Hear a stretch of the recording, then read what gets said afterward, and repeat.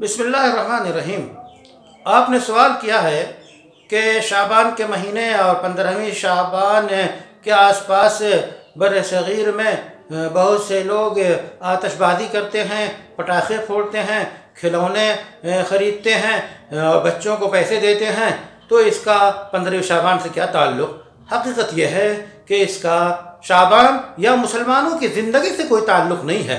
पटाखे फोड़ना, आतिशबाजी करना, फुलझड़ियाँ जलाना या इस तरह के तमाशे करना ये इसराफ़ है, फजूल खर्ची है, जो सरासर हराम है।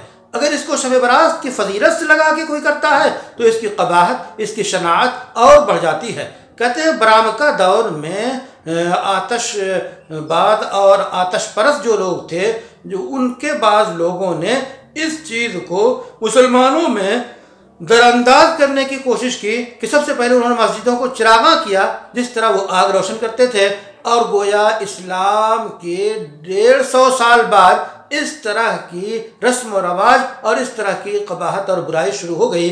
तो उसका ताल्लुक़ इससे हो या बिरादरान वतन के त्यौहार दिवाली से हो या किसी और मज़हब से हो, लेकिन मुसलमानों और इस्लाम से इसका कोई ताल्लुक़ नहीं है। सरासर ये हराम है, फजूल खर्ची है, इससे बचना इंतहाई ज़रूरी है।